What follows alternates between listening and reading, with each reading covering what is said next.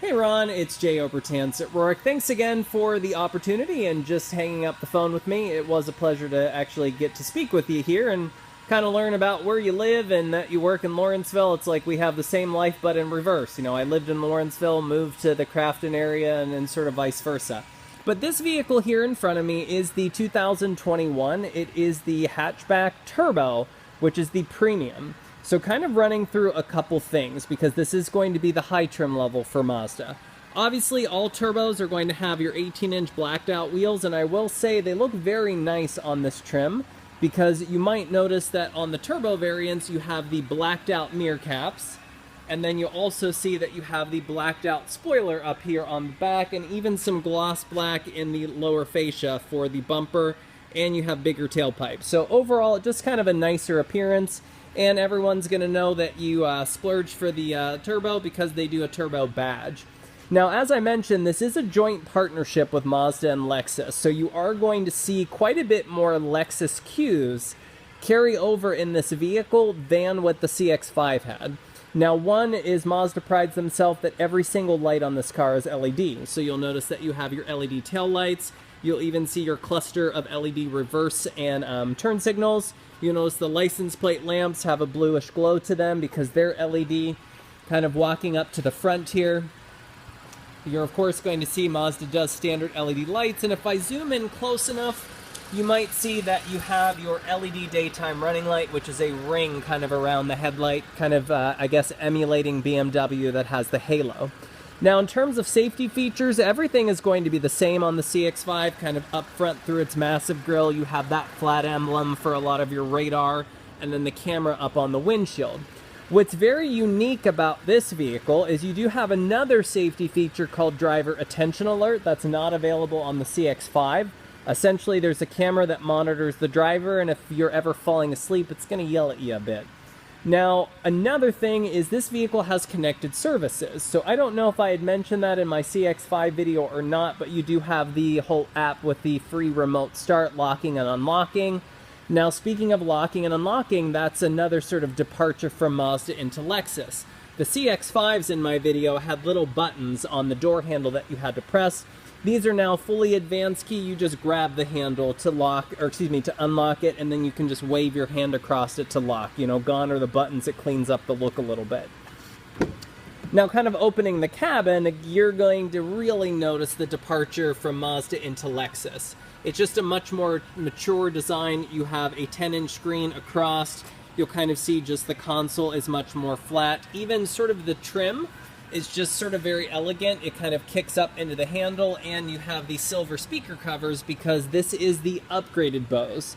So this is called their Bose 2.0. It is different than the Bose I had showed in my CX-5 video because Mark Levinson, who does Lexus's audio systems, actually did the speaker placement for this system for Mazda. So you're going to notice that there are no more door speakers. The reason why is it created too much of reverberation, so they moved the door speakers up underneath the dashboard and put the two highest output speakers at your ear level, which are going to be right here and up in the crawl right here. Now, the screen itself, a little bit different. It is going to, well, excuse me, not different. I gotta keep getting that confused because last year on the CX-5s, they still had touch to a degree, where these don't. So, excuse me, these are going to be the same, all controlled on that joystick system. Now, these seats are full leather. What's kind of cool, I'm going to take my cell phone light and see if it'll light it up real quick. Just give me 1 second. Is if I really shine it, nah, it's not going to work. There's actually kind of like some brown stitching in this as well, but I'm going to hop in here really quick. Now, you'll see same 8-way power. You do have your memory functions over here. You can see that you can go to a digital speedometer if you like, or I can press this and go back to a regular speedometer. Here you will see your dual climate system. You have your heated seats and the addition of a heated steering wheel down here. Of course, shifting into reverse, that's going to pull up your backup camera. You have your frameless auto dimming rearview mirror. And then you'll even see things like, of course, yes, your sunroof that you're going to expect, and then all of the safety features that I'd mentioned. Down here, this is a little bit cleaner of a design. They are kind of emulating Audi's MMI system a little bit more, rather than kind of having like 3 buttons and 2 buttons. This is sort of just a big square with the 4 underlying quadrants and then sort of a bigger control dial in the center. But luckily, things like your emergency brake and your volume are all in the same spot also. I'm going to go ahead and release the brake and just back this back up super quickly here.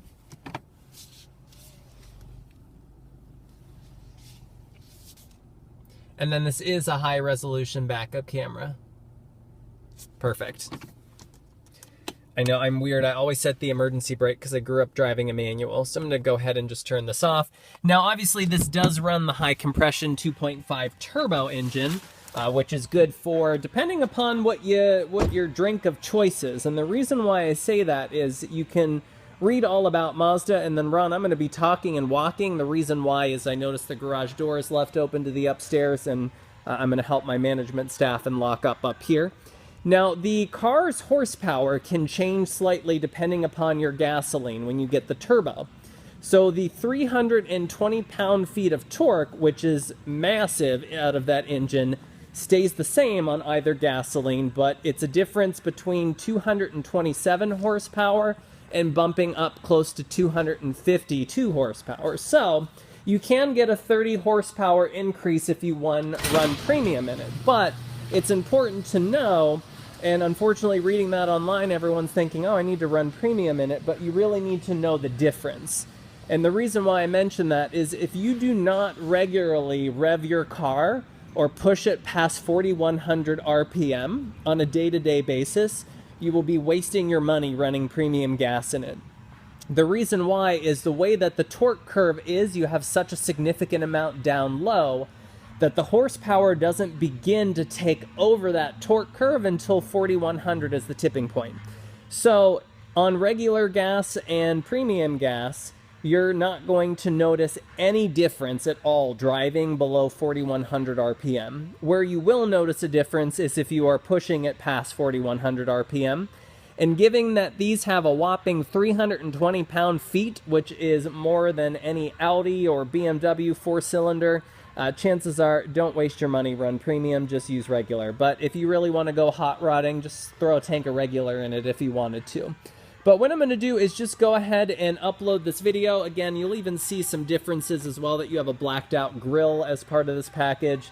But I could go on and on into it. But I'm going to upload it, go over a couple additional details with you as well, and certainly keep me posted on some of your thoughts. And again, I really do appreciate the opportunity, Ron, and thank you for allowing me that. Have a great evening.